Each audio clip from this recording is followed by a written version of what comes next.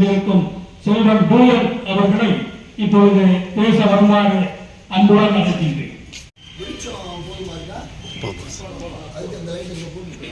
உலக மொழிகளுக்கெல்லாம் தாயாக வணங்கும் எனது தாய்மொழியாம் தமிழுக்கு முதல் கண் வணக்கம். எண்ணிய எண்ணியால் கைதுப எண்ணியார் எண்ணியார் ஆக பெற்று. இதுக்கு என்ன அர்த்தம் அப்படின்னு கேட்டீங்கன்னா, இப்போ ஒரு மனிதன் அவர் என்ன எண்ணினாரோ அதை செய்வதற்கு அவர்கிட்ட மன உறுதி இருந்தா அவரால் எந்த காரியத்தை நினைச்சாலும் அதை செய்து முடிக்க முடியும். இதுக்கு ஒரு உதாரணம் என்னன்னு கேட்டீங்கன்னா, ஒருத்தர் பெரிய மளிகை கடை நடத்திட்டு வராரு. அவர் கடன் வாங்கி ரொம்பவே கஷ்டத்துல போயிட்டு இருக்கப்ப கடனை கட்ட முடியாம ஒரு இடத்துல சோகமா உட்காந்துருக்காரு. சோகமா உட்காந்துருக்கப்ப ஒருத்தர் வராரு. என்னப்பா தம்பி சோகமா உட்காந்துட்டீங்களே, என்னாச்சுன்னு நம்ம கேட்டாரு. அப்ப நான் என்னாச்சுன்னு கேட்கும்போது, இல்லைண்ணா மளிகை கடை வச்சிருந்தேன், இப்படிலாம் கடன் ஆயிடுச்சு, எப்படி இந்த கடனை கட்டதுன்னே எனக்கு தெரியல அப்படின்னு பேசிட்டு என்ன சொல்றாரு, ஒரு செக் எடுக்கிறாரு. எழுதி இந்தாப்பா 1 கோடி, இதை நீ வச்சுக்க, இதே அடுத்த வருஷம் இதே நாள்ல இங்க எனக்கு இந்த மறுபடியும் இந்த 1 கோடி ரூபாய் கொடுத்துரு அப்படின்னு சொல்றாரு.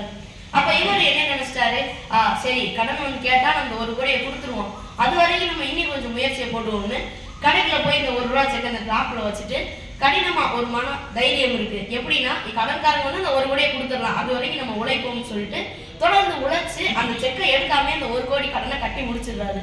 அதே 1 வருஷம் கழிச்சு அவர் மறுபடியும் அந்த செக் எடுத்து போய் பார்க்கலாம் போறாரு. அங்க போய் பார்த்தா யாரையுமே காணோம். அப்போ ஒரு அம்மா நடந்துறப்ப, அம்மா இந்த செக்கு கொடுப்பாரே அவருங்க இருக்காரம்மா அப்படின்னு கேட்கிறாரு.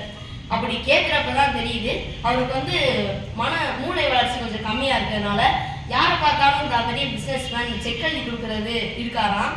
அதனால அவங்க தெரியாம உங்க பையன் கொடுத்துருந்தா என்னை மனுஷங்கப்பான்னு சொல்லியிருக்காரு. அப்பதான் அவர் இந்த கடைக்காரர் உணர்றாரு, நம்ம யாரோ ஒருத்தர் கொடுத்த செக்கு அது செல்லுமா செல்லாதான்னு கூட வாங்கி வச்சு நம்ம மனதை நம்பி மட்டும் நம்ம உழைச்சு இவ்வளவு பெரிய கடன் அடைச்சிருக்கோம். இது மாதிரி நம்ம யார் என்ன நினைச்சாலும் மனசுல நம்ம முடியும்னு நினைச்சா யார் எதுனாலும் வெல்ல முடியும். எனவே நன்றி உரையை நினைக்கிறேன். நன்றி. செல்வன் பூயன் அவர்களுக்கு பாரதி இலக்கிய பேரவை வாழ்த்துக்களை தெரிவித்துக் கொள்கிறது. இளையவர் சுற்றில் அடுத்ததாக பாரதி இலக்கிய பேரவையின் சொத்து எங்களுடைய இளைஞரணியின் வைப்பு நிதி அருமை தம்பி தவமணி அவர்களை உரையாற்ற வரும்படி அன்புடன் அழைக்கிறேன்.